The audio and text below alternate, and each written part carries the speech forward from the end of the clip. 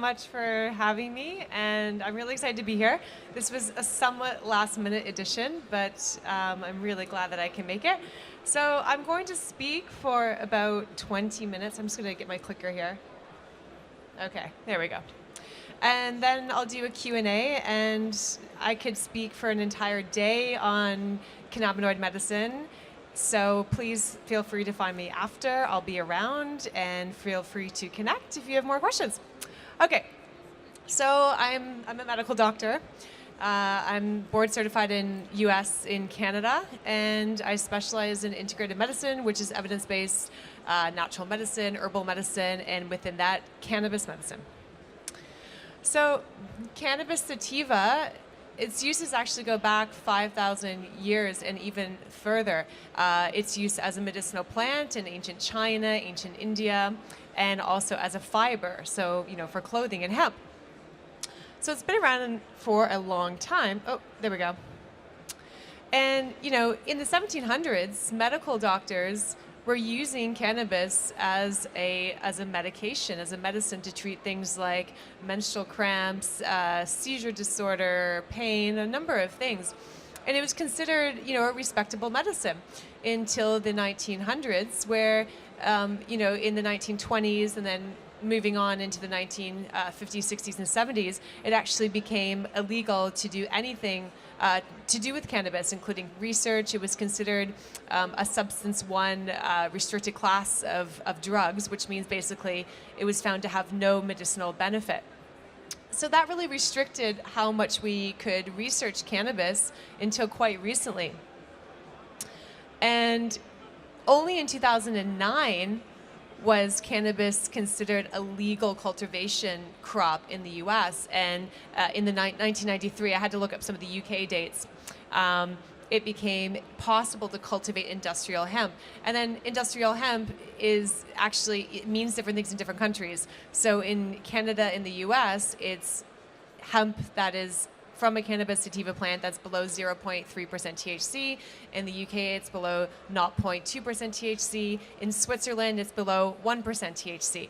So even the definitions of what we mean when we talk about, people always say to me, especially when I do things like media, what's the difference between hemp and cannabis or medical marijuana? Well, a lot of it kind of overlaps depending on whose version and whose definition you're going after.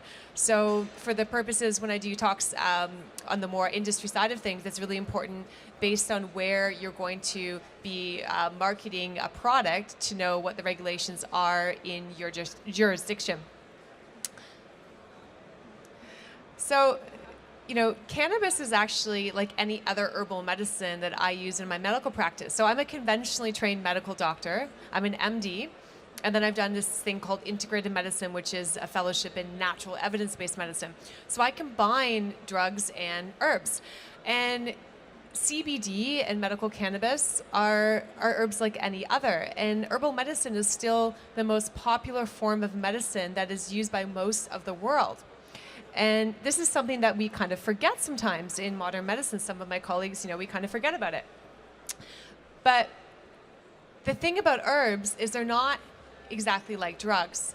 So, herbal medicine is not a one-to-one drug substitute. It's not exactly a green pharmacy because drugs generally target one thing, one symptom, one pathway, one receptor site, versus herbs do lots of things.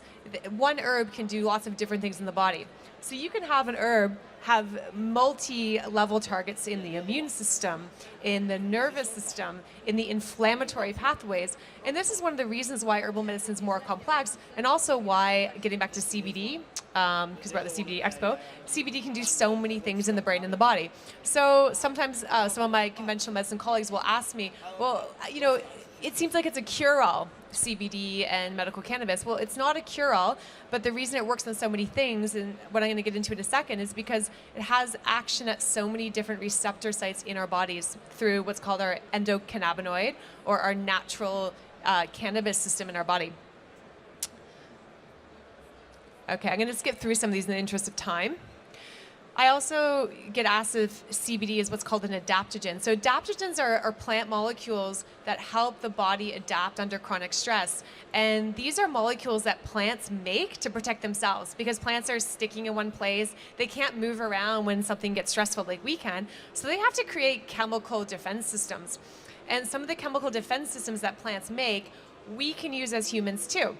So CBD is actually quite a good adaptogen. It's quite an excellent adaptogen. So I use it a lot in my medical practice for quite a wide variety of things related to stress and stress resilience and stress adaptation. Again, in the interest of time, I'm going to skip through some of these, but in herbal medicine, it's really important to understand how herbal medicines are made, and I think you've received some talks on this already, but there's lots of ways you can extract different parts of the plant, different chemicals of the plant out of the whole plant itself. And it depends on what solvent you use, whether you use water, whether you use something that's lipophilic or fat soluble. And for most CBD products that are on the market, again, this is the question I get asked all the time, how do I know what's in it? Well, that's a big question, but one of the most basic things you want to know as a consumer and as a producer is obviously you want to know how much active ingredients, mainly CBD and THC, and then the terpenes would be great. Not always possible on all the labels I see, but ideally you want to know how much CBD and how much THC per milliliter you're getting in a product. So that's going to really, in addition to the quality of the product, that's one of the things that determines price for products. So people always ask me when I do media, why am I seeing something at $25 a bottle on the market and then something at $125 a bottle on the market, both for a 30 ml product that says CBD on it. And this is one of the things that determines that price difference, as well as many other factors that I'll get into in a second. So there's lots of different ways to extract CBD. And again, I do medical cannabis, but in the UK, I'm focusing for this talk on CBD because this is what's available to the consumer market. If you want to know more about full herbal cannabis stuff, you can ask me after. But cannabis is extracted through a variety of different processes. There's still some debate which is the best. It really depends on what we mean by best. But there's CO2 supercritical extraction, which is probably the most popular, most high-tech way of extracting the CBD and the other parts of the plant. All of these different extraction methods have strengths and weaknesses. So you're going to lose what's called some of the terpene, the aromatic acids of the plant when you process some of these in some of these ways, and some of them are better than others. There's also something called keef, which is very light, kind of fluffy, powdery extract that you get from doing like a microfiltration of the resin that's off of the trichomes. So basically, the really kind of waxy bits on the flowers.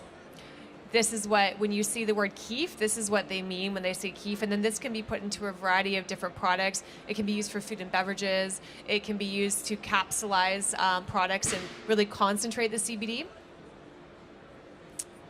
So our endocannabinoid system, it basically, it affects every physiological system in our bodies. And, I've been practicing medicine now for 10 years. And in medical school, which was, over a decade ago for me now, we didn't learn about the endocannabinoid system. It was literally just not even talked about. We didn't really even know that it existed actually until the mid-90s. So this is a fairly new area of medicine. And the endocannabinoid system, despite me not learning about it in my 10 years of medical training, it's really important because it does what we call eat, sleep, relax, forget, protect. So basically, that's a nice mnemonic for people to think about when they think about what exactly does this system do. It affects everything from our nervous system, our brain health, how our brain cells talk to each other. It affects our immune system. It affects our gut health. It affects our mood regulation system, and pretty much every other major body system you can think of. So there's something called CB1 and CB2 receptors. I'm simplifying this, but for sake of simplicity, THC, which is the psychoactive part of the plant, binds primarily to CB1 receptors, which are most densely found, meaning the biggest concentrations in the brain and the nervous system. Then you have the CB2 receptors, which are in the immune system, they're in the gut, they're in the bone marrow. And CBD is actually quite interesting as a molecule because CBD binds weakly to both of these receptors, but actually most of the action of CBD is what's called the modulator effect of the whole system. So that's why CBD can do so many things. It can upregulate responses and downregulate responses depending on what's out of whack. And it regulates the entire endocannabinoid system through a number of different pathways, which I won't go into, but include things like anandamide signaling, there's protein channel signaling, there's a serotonin receptor binding, the 5-HT1 receptors, all kinds of cool stuff that we now know why it works on so many things. Okay, so briefly, I'm going to really focus on CBD and terpenes because this is the CBD Expo, but I'll briefly go through some of the other compounds in the plant that I use. So CBD is from the mother or the parent molecule called CBG, and these are lipophilic molecules. It's important to understand what that means if you're going to produce or you're going to retail or you're going to be consuming a CBD product, because that means that the vehicle, meaning like what the CBD is dissolved in, is important to how well it's going to absorb in your body, because it's not water soluble, it's fat soluble. And that impacts many, many, many things as far as products. Again, the CBG is kind of the parent molecule that CBD comes from. It gets broken down. I often get asked about the sativa versus indica debate. Plant geneticists will tell you that it's actually not so much sativa indica anymore, because everyone's kind of married their cousins, so to speak, in the genetics of cannabis since the 1970s.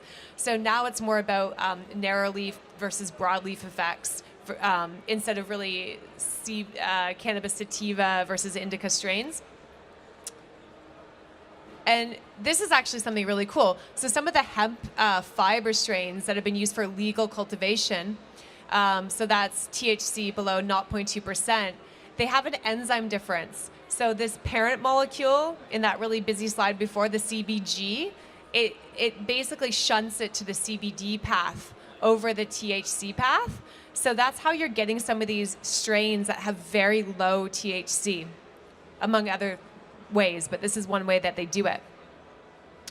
This is a very busy slide, but it's just to illustrate, these are all of the compounds in cannabis sativa plant that are not intoxicating, not psychoactive.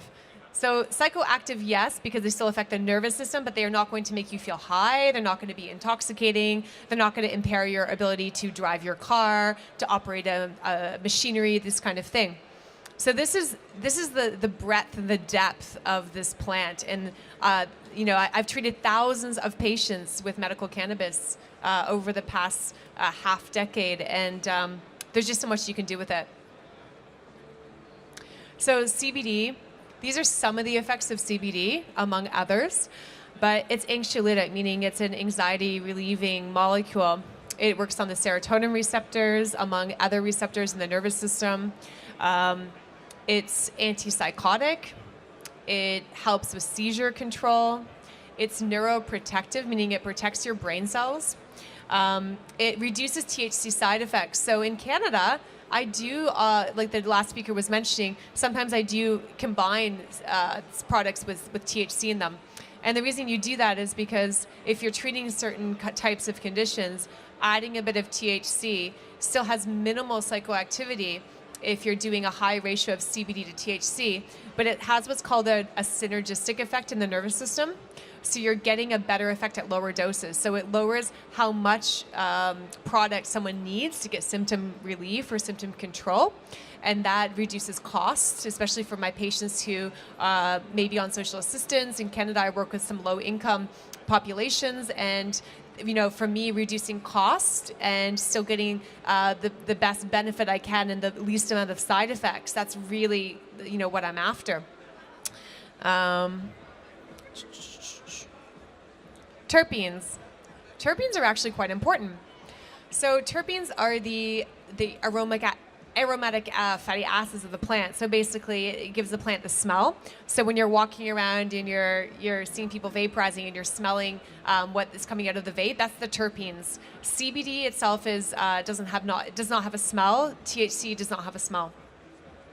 There's really interesting terpenes that come out of the plant, and I use a lot of these medicinally. So in Canada, I have so much choice as a physician, and I can actually tailor the terpene profile a lot of times to the symptoms I'm treating. So, for example, I use a lot of strains and products whenever I can rich in alpha-pinene. Alpha-pinene has anticholinesterase activity, which in English means it protects your memory cells. It protects your memory cells from the short-term memory impairment of high THC.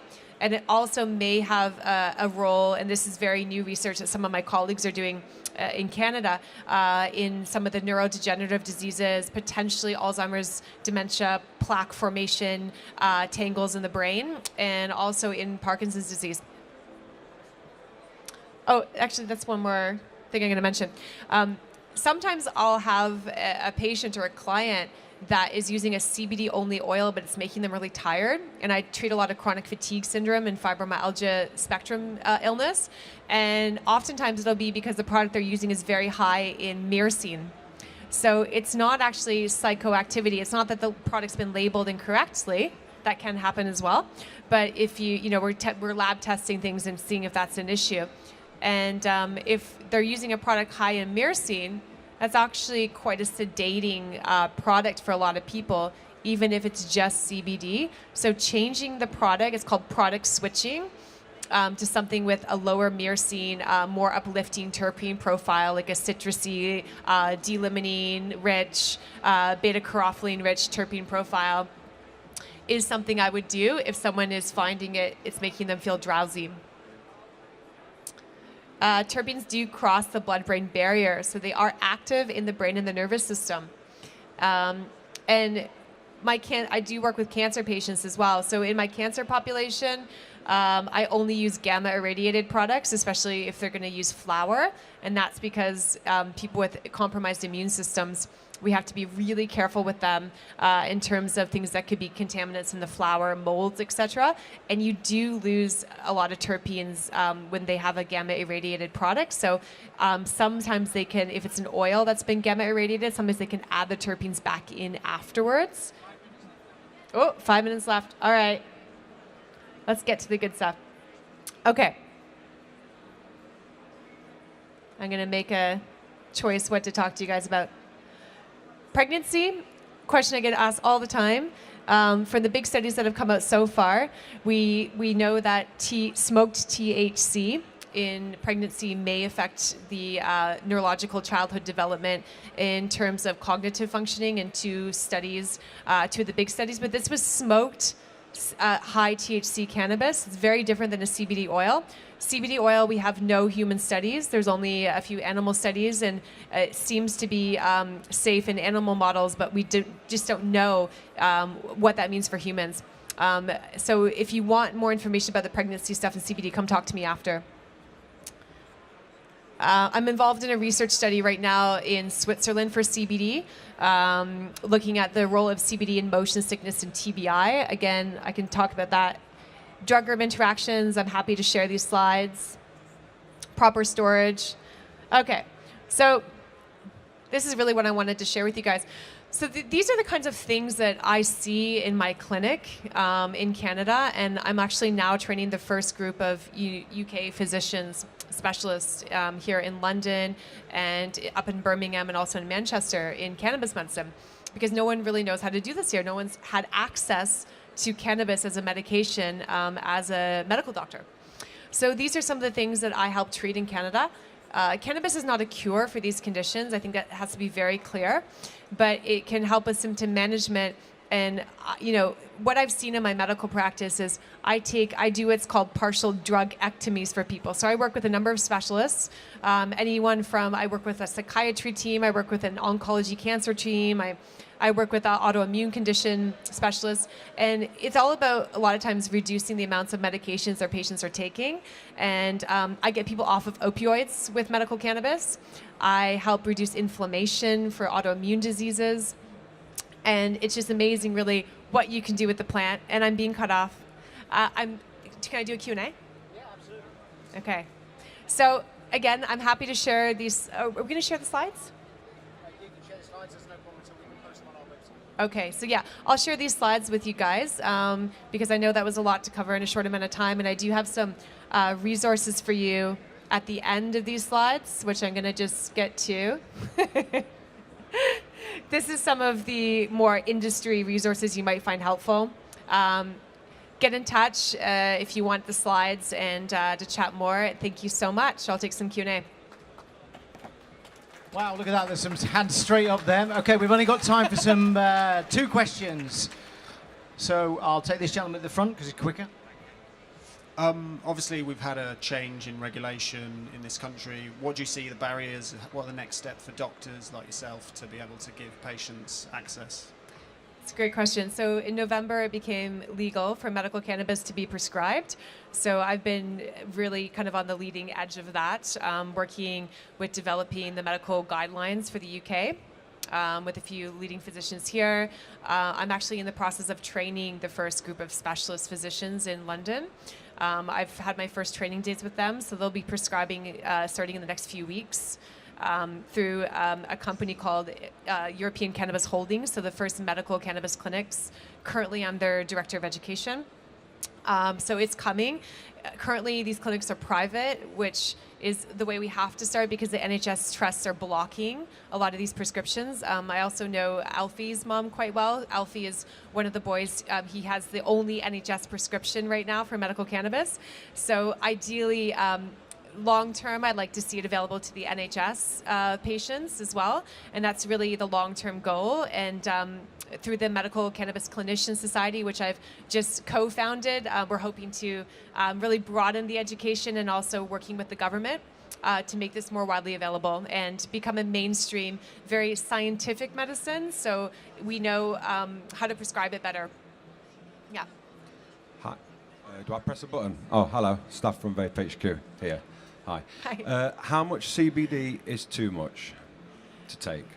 That's a really difficult question to answer. It really depends on many things. There's no ceiling dose for CBD or THC in the cannabinoid family in general. When I'm using it clinically, I usually use the approach start low, go slow. It really depends on what I'm treating, what product I'm using, what result I'm looking for. You know, I can go up to the hundreds of milligrams a day if I'm treating a seizure disorder, especially some types of epilepsy that are resistant to treatment. If I'm treating someone for stress and anxiety and they're sensitive, then they can get results as little as 30 to 60 milligrams total per day, dosed 2 or 3 times a day, depending on the product and their metabolism. Yeah. Hiya. I work in a head shop, and I often get people coming in asking about CBD and THC medicines. And obviously, I'm not a doctor. I'm just a sort of humble pothead. And I want to be able to help these people, but I don't know. Yeah, is there any like risk? Like, am I teaching people the wrong thing, or is there anything that I definitely shouldn't say to them? Kind of, yeah, that kind of. Is that a question? Yeah. It's a good question. It's a really good question. In Canada, I get this question asked all the time because it's legalized there. So in general, CBD is much safer for the general population than THC. THC has a role medicinally as well. It's been very vilified, but it also can be the wrong choice for some people with a history of psychotic illness in their family, so bipolar, mania, schizophrenia. Those are some. They can also make people feel very dysphoric, meaning if people are not used to it and they accidentally overdo it with the THC, they can feel very anxious and have a panic attack. It can potentially increase the cardiac workload. So if you have someone who's recently had a heart attack or a stroke and they take too much THC, it can speed up the workload on the heart and potentially put them at increased risk for another heart attack. So these are some of the things with THC we have to be aware of. CBD is quite safe, but if someone takes a very big dose of CBD, it can lower their blood pressure slightly, so they can have a what's called orthostatic hypotension, where they stand up really quickly and they faint. That's one of the major ones with CBD, but it's not very common. There's a few medications that you have to be aware of. One of them is called clobazam, which is a anti-seizure medication. And if you combine it with CBD at high doses, it can raise the drug levels to levels that are above what you want to see, so potentially getting into the toxic range. It's not common that happens, but it's a possibility. What you can say to people is, they consult with, in Canada I say a medical doctor. Here it's a bit tricky. The Medical Cannabis Clinician Society, we're going to be putting on more and more educational events, trying to get, right now we don't have any funding, so I'm going to be fundraising because it's going to be a charitable foundation, so I'll just be volunteering my time. But that will be hopefully an unbiased source of information for patients and for consumers. Other good resources, hopefully we're going to have more and more the Academy of Medical Cannabis. I'm doing the version 2.0 of their course at the moment. That's another good resource we're going to open up to the public. For people who work in the industry, if they want to get more information as well to help their clients. Yeah.